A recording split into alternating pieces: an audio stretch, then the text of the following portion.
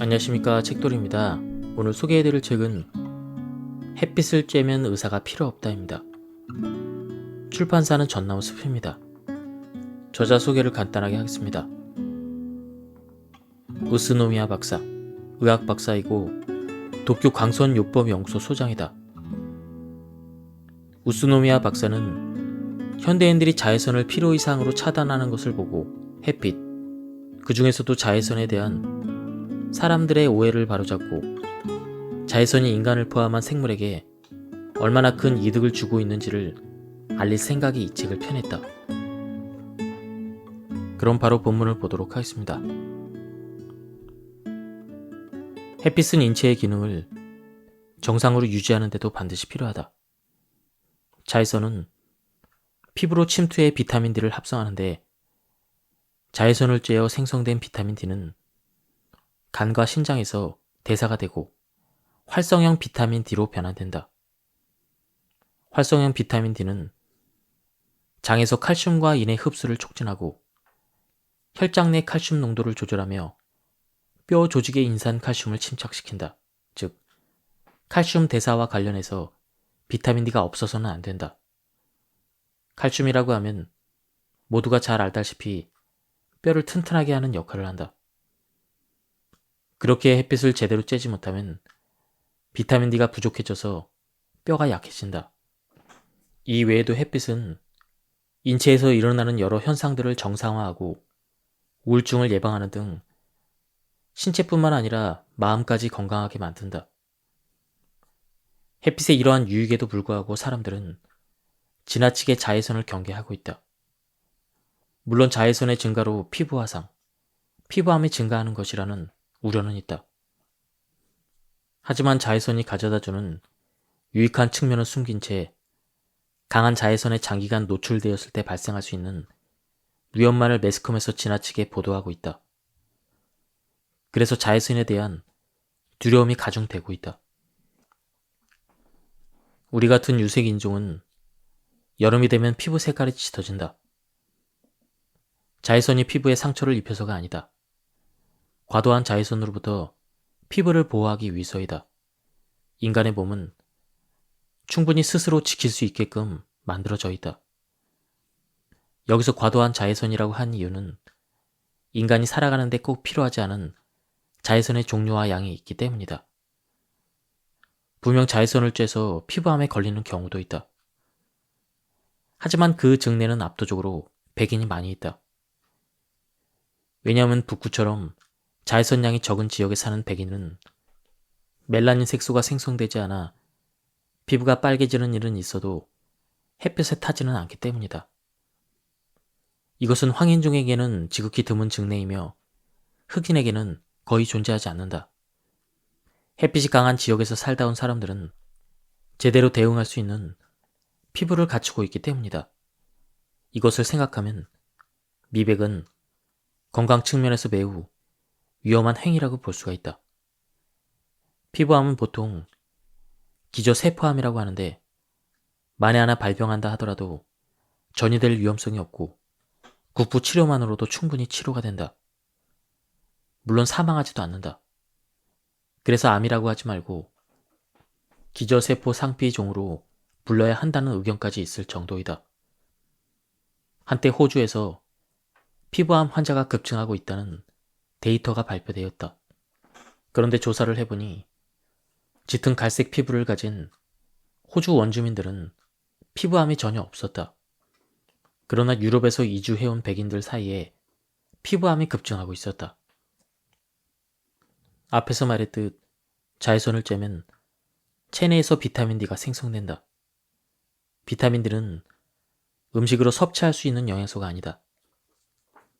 일부 생선에 들어있다고 확인되었지만 그 외의 식품에는 함유되어 있지 않다. 그러니 아무리 식생활에 신경을 쓴다 해도 필요한 양만큼의 비타민 D를 섭취하기는 매우 어렵다. 하지만 인간은 체내에서 비타민 D를 만들어낼 수가 있다. 그것은 햇빛, 정확히 말해 자외선을 충분히 쬐므로써 가능하다. 자외선을 쬐면 피부에서 비타민 D가 생성된다. 식사로 섭취하기가 어려운 비타민 D가 인간의 체내에서 생성된다니 참으로 신비하지 않은가. 아마도 살아가는 데 필요하기 때문에 그 같은 인체의 현상이 생겨났을 것이다. 특히 햇볕을 쬐어야만 비로소 비타민 D가 생긴다는 부분에서는 자연의 섭리가 느껴진다. 햇빛은 빈부의 차이나 신분에 상관없이 누구에게나 평등하게 내리쬐는다. 하늘이 두꺼운 구름에 덮여 있지 않는 한 언제 어디서든 누구든 태양을 볼 수가 있다. 그런 대전제가 있기에 햇볕을 쬐면 인체에서 비타민 D가 생성되는 인체 시스템이 완성되었을 것이다. 이것으로 내가 이번 장에서 하려는 경고의 의미를 알아챘으리라 생각한다. 전신을 각종 자외선 차단 제품으로 철저하게 가림으로써 햇빛을 피하는 것은 비타민 D의 생성을 스스로 거부함으로써 미백을 얻고 심신의 건강을 버리는 행위이다. 식품으로 손쉽게 섭취할 수 있다면 겹겹이 자외선을 차단해도 어떻게든 비타민들을 몸에 제공하겠지만 자외선 없이는 필요한 만큼의 비타민들을 인체에 공급할 수 없기 때문이다. 하나 더 덧붙이자면 나이를 먹을수록 인체가 비타민들을 생성하는 능력이 약해져서 70대가 되면 젊었을 때의 반 정도밖에 만들지 못한다. 자외선을 가장 꺼리는 고연령대의 여성이야말로 가장 비타민 D를 필요로 하는 사람들이며 누구보다도 일광욕을 생활화해야 된다는 뜻이다. 그럼 성인이 비타민 D에 결핍되면 어떤 증상이 나타날까? 가장 큰 폐해는 바로 골다공증이다. 칼슘 대사와 밀접한 관계가 있는 비타민 D가 부족하면 당연히 체내 칼슘도 부족해진다. 그래서 뼈가 물러지고 약해진다. 문제는 여기서 그치지 않는다.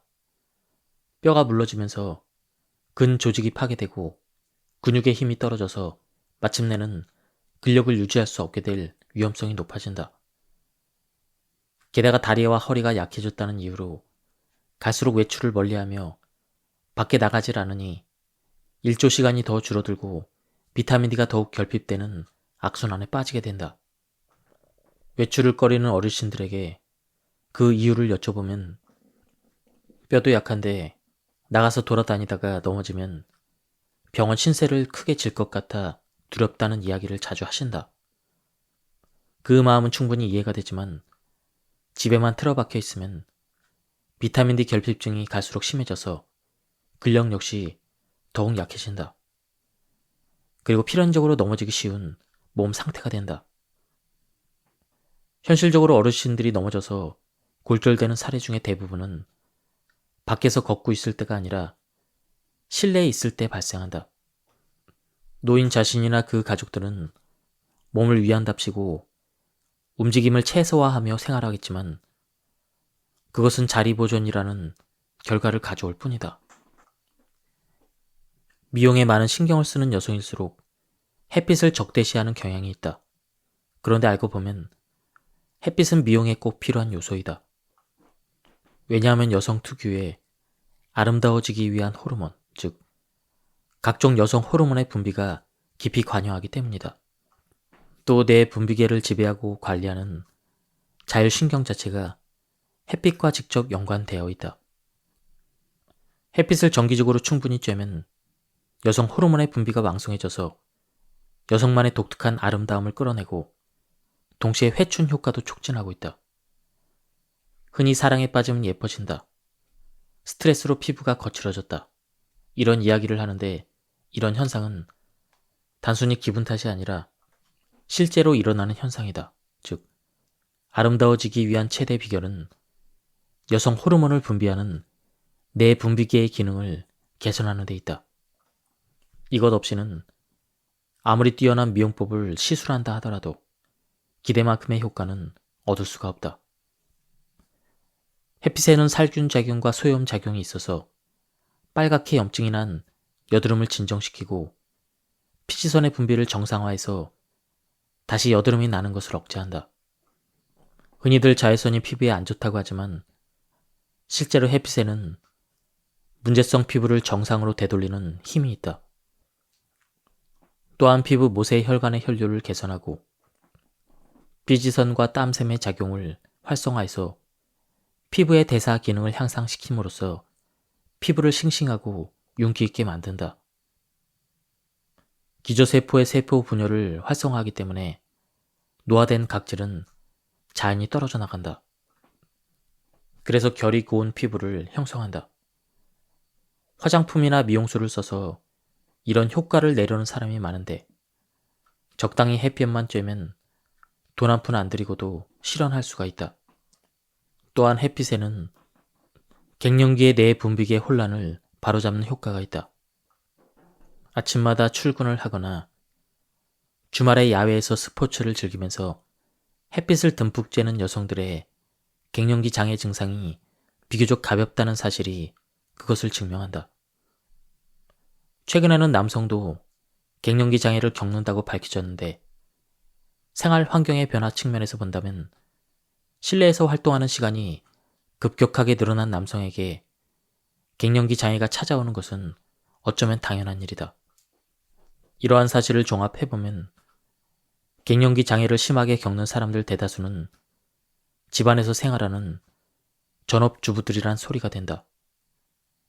이들은 오랜 세월 동안 살림을 하고 가족을 뒷바라지하는 것에 보람을 느끼고 있다. 그러다가 아이들이 다 자라서 독립해서 나가는 시기가 되면 쓸쓸해진다. 집안에서 소극적으로만 지내면 갱년기 증상은 더 심해지고 반대로 밖으로 나가서 활기차게 시간을 보내면 그만큼 기분이 가벼워진다. 뇌 분비계뿐만 아니라 자율신경의 혼란까지 바로잡는 햇볕을 많이 쬐일수록 심적 장애도 가벼워진다. 안면 홍조증이나 정서 불안 때문에 외출을 꺼리는 여성들은 집에만 틀어박혀 있을수록 역효과가 난다는 것을 알아야 한다. 최초의 한 걸음은 괴로울지도 모른다. 그러나 자주 밖으로 나가서 햇볕을 쬐다 보면 서서히 증상이 개선될 것이다. 특히 봄과 가을은 증상의 경중에 상관없이 햇볕을 받고 바깥 공기를 쬐면서 기분 좋게 야외 활동을 할 수 있는 계절이다. 그렇게 자연과 접하면서 생활하면 갱년기 증상을 가볍게 넘길 수가 있다. 칼슘이 부족하면 화를 잘 내게 된다는 정설이 있다. 그렇다면 욱하는 성향의 젊은이들에게 칼슘 보충제를 주면 성향이 호전될까? 아니다. 그리 간단히 해결이 될 문제였다면 이렇게까지 심각한 사회 문제로 발전하지도 않았을 것이다. 칼슘 부족이 욱하는 성격에 영향을 미치는 것은 분명한 사실이지만 그 원인을 캐다 보면 이 역시 낮 동안에 햇볕을 쬐지 않고 인공 조명 밑에서 생활하는 현실과 맞닿아 있다. 여러 차례 말했듯 자외선을 충분히 쬐면 체내에서 비타민 D가 생성된다. 비타민 D는 소장 점막의 상피세포에서 작용해서 칼슘의 흡수에 필요한 칼슘 결합 단백질을 생성한다. 그런데 햇볕을 쬐지 않고 생활을 하면 필연적으로 비타민 D가 결핍되어 칼슘 결합 단백질도 만들지 못하게 된다. 이것은 아무리 식사나 정제로 된 칼슘을 섭취해도 체내로 칼슘이 흡수되지 않는다는 뜻이다. 비타민 D가 부족하면 온갖 무서운 질병이 생길 가능성이 높아진다. 실제로 당뇨병이나 감염증, 면역 이상, 악성 종양 같은 질병의 위험 인자로서 칼슘 페로도스가 거론되고 있다. 젊은이들의 운동용 외톨이가 문제시 되는가 하면 그와는 반대로 밤거리를 배회하면서 소란을 피우는 청소년들의 모습도 전혀 줄지 않고 있다. 행동 자체는 정반대이지만 둘 다 낮 동안에 제대로 햇볕을 쬐지 못하고 인공조명 아래에서 생활한다는 공통점이 있다. 햇볕을 쬐지 못하면 당연히 비타민D의 결핍 경향을 보이게 된다. 인공조명은 성조숙증 외에도 스트레스의 원인이 된다. 즉, 햇볕을 쬐지 않고 생활해온 젊은이에게는 욱하는 원인을 만드는 요소가 많다는 뜻이다. 본인 자신도 이유를 모르는 채 감정이 제대로 조절되지 않고 심해지면 인간관계마저 악화되는 상황이 벌어진다. 방 안에 틀어박혀 있으면 자기도 모르는 사이에 스트레스가 쌓인다. 그리고 아드레날린 등이 분비되면서 감정이 불안정해진다. 이는 사회 문제가 되고 있는 자살이나 우울증으로도 연결이 된다. 실제로 일조 시간이 적은 지역일수록 자살률이 높다는 통계도 있다. 현재 햇빛을 쬐는 시간이 줄어든 상태라면 자신의 정신 건강을 점검해 볼 필요가 있다. 우울증은 햇볕과 깊은 관련이 있다. 우울증의 일례 변동이라는 현상이 있는데 오전 중에는 우울감이 심하지만 오후가 될수록 증상이 가벼워진다는 사실이 확인되었다. 또 매년 겨울이 되면 의례 우울증에 걸리지만 봄이 되면 저절로 치유되는 계절성 우울증 환자도 계속 늘어나고 있다. 이는 햇빛이 세로토닌 분비를 촉진해서 만들어내는 하루의 리듬이나 계절성 리듬과 관련이 있다. 실제로 계절성 우울증을 치료하는 가장 효과적인 방법은 봄볕에 가까운 빛을 재현해서 세로토닌의 분비량 증가를 유도함으로써 생체의 리듬을 정상화하는 것이다. 햇빛에는 인간의 희노애락을 조종하는 힘이 있다. 멜라토닌과 세로토닌이 균형을 이루면 극단적인 감정의 기복이 완화되어 평온한 나날을 보낼 수가 있다. 봄볕을 쬐면 마음이 편안해지면서 기분이 상쾌해지는 것도 바로 그런 원리 때문이다. 냉증과 냉방병도 햇빛을 믿어야 않는다. 냉난방이 완비된 실내에서 쾌적하게 지내다 보면 인간이 본래 가지고 있던 체온 조절 기능이 정상적으로 작동하지 않게 된다. 그 상태가 컨디션 불량으로 이어진 결과가 흔히 말하는 냉방병이다. 권태감이나 식욕부진, 두통, 복통, 설사 같은 냉방병의 증상이 더위 먹은 상태와 중복되는 경우가 많기 때문에 냉방이 원인이라는 사실을 미처 깨닫지 못하는 사람들도 많이 있다. 그렇다면 냉방병은 왜 어떻게 생기는 것일까? 에어컨의 설정 온도를 바깥 온도보다 극단적으로 낮춰버리면 실내와 바깥을 들락거리기만 해도 우리의 몸은 그 변화에 대응하다가 그만 무리를 하고 만다. 그 결과 체온 조절 기능이 제대로 작동하지 않고 땀까지 잘 나지 않는 체질로 바뀌어버린다.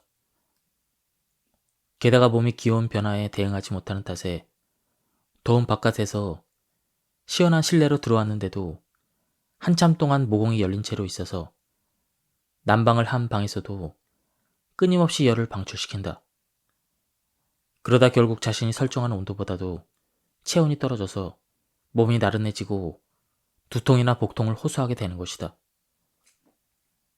더위로 인한 갈증을 식히고 수분을 보충해야 된다는 생각에 실외뿐만 아니라 실내에서도 수분을 많이 섭취하는 사람도 있는데 냉방으로 몸이 차가워진 상태에서 찬물까지 대량으로 마시면 배탈이 날 수밖에 없다. 그렇지 않아도 실내에 있을 때는 거의 움직이지 않아서 냉방을 안 해도 혈액순환이 나빠지는데 위에 상황까지 겹치면 컨디션은 당연히 악화된다. 그러나 평소에 밖으로 나가서 햇빛을 듬뿍 쬐면서 적당히 땀을 흘리는 습관을 들이면 실내에서 에어컨을 사용해도 몸의 기온차에 대응할 수 있어서 그렇게까지 심각한 증상은 나타나지 않는다. 냉방병은 아니지만 냉증으로 고생하는 사람도 많이 있다. 냉증은 자율신경의 혼란으로 혈액순환이 나빠지고 손과 발의 말단에 못의 혈관이 수축된 상태에서 다시 확장되지 않아 생긴다. 즉, 말단까지 혈액이 돌지 않는 상태이다. 냉증을 예방하고 치유하는 가장 효과적인 방법 역시 일광욕이다. 지속적인 일광욕으로 혈류가 개선되면 냉증에 동반되는 요통이나 어깨 결림, 거친 피부 같은 증상도 함께 완화가 된다. 최근 몇 년간 젊은 여성 중에 체온이 평균보다 낮은 사람이 급속히 늘었다고 한다. 이런 사람들은 지나친 실내 냉방으로 체온 조절이 기능이 나빠진 데다 일광욕 부족으로 자율신경과 내분기 기능까지 저하됐을 가능성이 우려된다. 혈류나 호르몬 균형이 악화되면서 여름에도 발끝이 차갑고 극도의 냉증뿐만 아니라 월경 이상, 불임, 자궁 근종, 자궁 내막증 같은 부인과 질환도 생긴다. 우리는 냉난방 기구 때문에 인체 고유의 기능을 잃어가건다. 인간은 태양을 조절하지 못하지만 태양은 인간이 본래 지닌 기능을 이끌어내서 건강을 증진시켜준다. 이런 관계가 이미 몇천 년이나 계속되듯 기계에 의지하기보다는 햇빛을 믿는 것이 몸에는 절대적으로 좋다. 직장인들은 낮 시간을 운동에 할애할 수가 없으니 주로 출근 전이나 퇴근 후에 땀을 흘리곤 한다. 물론 아무것도 하지 않는 것보다는 조금이라도 운동을 하는 편이 낫다. 확실하게 열량을 소비함으로써 건강을 유지하는 데 도움이 된다. 다만 기왕 할 바에는 햇빛이 있는 시간대에 하는 것이 훨씬 효과적이다. 매일 햇빛을 10분씩 쬐면 운동을 하지 않아도 근력이 쇠퇴하지 않는다는 연구 결과도 있다. 야외에서 육체 노동을 하는 사람 중 비만 체형이 드문 이유도 가혹한 노동을 해서만이 아니라 이런 요인이 작용하기 때문이다. 이와 관련된 연구는 꽤 오래전부터 있어 왔다. 그 결과 야외에서 사육한 가축은 실내에서 사육한 가축보다 살이 덜 찐다고 밝혀졌다. 자외선은 갑상선 기능을 발동시키고 신진대사를 촉진함으로써 소비 열량을 늘리기 때문에 일광욕을 꾸준히 하면 체중이 줄어든다는 사실도 연구를 통해 밝혀졌다. 다시 말해 새벽이나 저녁에 하는 조깅보다는 낮에 하는 조깅이 더 효과적이라는 것이다. 또 자외선에는 지질을 분해해서 콜레스테롤이나 중성지방 수치를 내리는 효과도 있다. 게다가 일광욕으로 생성된 비타민 D는 인슐린의 분비를 촉진하기 때문에 혈당치 저하 효과까지 기대할 수가 있다. 학창시절을 떠올려보자. 그때는 점심시간이 되면 재빠르게 급식이나 도시락을 먹고 앞다투어 운동장으로 달려나가 수업 시작종이 울리기 전까지 뛰어놀거나 운동을 했다. 예전의 직장인들도 그랬다. 옛날 영화나 드라마를 보면 직원들이 점심 식사 후에 배구를 하며 남은 점심시간을 즐겁게 보내는 모습을 일상적인 풍경으로 그리고 있다. 지금은 거의 찾아볼 수 없는 광경이다. 아직 대사증후군 같은 진단명이 없던 시절이었지만 사람들은 무의식적으로 점심시간에 햇볕을 받고 땀을 흘리며 건강을 증진하고 있었다. 인플루엔자에 대응하는 가장 좋은 방법은 평소에 몸의 면역을 강화해두는 것이다. 그러면 인플루엔자에 걸려도 발병하지 않을 가능성이 커진다. 만에 하나 발병한다 하더라도 가볍게 지나가게 된다. 그렇다면 평소에 건강을 신경 쓰려면 무엇을 어떻게 해야 할까? 사실 특별한 일을 할 필요는 없다. 사계절을 온전히 만끽하다 보면 우리 몸은 알아서 인플루엔자 대책을 세워놓는다. 여름이 되면 많은 사람들이 바다를 찾아 해수욕을 즐긴다. 이런 레저 자체가 겨울철의 인플루엔자 대책이다. 여름 한채로도 몇 번씩 바다를 찾는 학생이나 아이들은 여름에 강한 햇볕을 전신에 듬뿍 받아서 면역력이 강해진다. 그와 동시에 체내의 비타민들을 대량으로 축적한다. 볕이 약해지는 겨울철에는 아무래도 비타민 D가 부족해지기 쉬워진다. 이때 중요한 것은 여름에 얼마나 햇볕을 받아 비타민들을 축적해 두었는가이다. 지용성인 비타민 D를 여름철에 많이 만들어 두면 수개월 동안 지방 조직에 비축해 두었다가 한겨울에 인플루엔자 방어책이 되어준다. 겨울에 인플루엔자에 감염이 되어도 발병하지 않거나 발병해도 가벼운 증상만 보인다. 최근 들어 비타민 D에 암세포의 분화를 유도하는 작용이 있음이 해명되면서 그 중요성이 주목받고 있다. 세포 분화란 세포가 형태를 바꾸고 기능을 바꾸는 것이다. 암세포를 포함해서 다양한 세포에는 비타민 D가 열쇠 역할을 하는 비타민 D 수용체가 있다. 그런데 암세포에서는 세포의 증식을 억제해서 정상세포로 분화하도록 유도하는 작용을 한다. 햇빛을 듬뿍 쬐어 담아둘 정도로 생성된 비타민 D는 대체 어디로 가는 것일까? 혹시 암세포에 달라붙어서 발병하지 못하도록 막고 있는 것은 아닐까? 이 같은 추측을 바탕으로 비타민 D 유도체를 항암제로 개발하려는 연구가 현재 진행 중이다. 다만 암세포의 증식을 억제하려면 대량의 비타민 D가 필요하기 때문에 인공적인 투여를 하게 되는데 이때 비타민 D 과잉증이 되지 않도록 조심하는 것이 관건이다. 햇빛을 듬뿍 쬐어서 비타민들을 다량으로 만들어주는 사람은 항암제를 사용했을 때도 부작용이 적었다는 증례도 있다. 몇 번이나 강조하지만 살아있는 비타민 D를 섭취하려면 자외선을 듬뿍 쬐어서 체내에서 생성시키는 수밖에 없다. 일광욕을 해본 적이 없는 사람을 위한 조언을 한다면 다음과 같다. 적어도 일주일에 한 번, 날씨가 좋은 날을 골라 30분 이상 실외에서 일광욕을 하면 골다공증 등 여러 질병을 예방할 수가 있다. 일광욕을 습관화할 때 한 가지 주의할 점이 있다. 평소 밖에서 활동하던 사람이라면 아무 문제가 없겠지만 주로 실내에서만 활동하던 사람이 건강을 위해 본격적으로 일광욕을 시작하는 경우라면 처음에는 일주일에 1회 30분보다는 적게 해야 한다. 단시간의 일광욕은 의미가 없지만 평소 햇볕을 별로 쬐지 않던 사람의 피부는 상상 이상으로 태양광선에 예민한 상태이다. 그래서 느닷없이 장시간 일광욕을 하면 탈이 날 우려가 있다. 그러니 처음에는 단시간의 일광욕부터 시작해서 몸이 적응해가고 있다는 느낌이 들면 서서히 시간을 늘려 하루에 10분이라도 일광욕을 하는 것이 좋다. 인간은 적응력이 뛰어난 동물이다. 지금은 냉방시설을 갖춘 실내에서 생활하느라 피부 감각이 둔해져 있더라도 단시간이라도 일광욕을 지속하면 몸은 차츰 햇볕에 익숙해진다.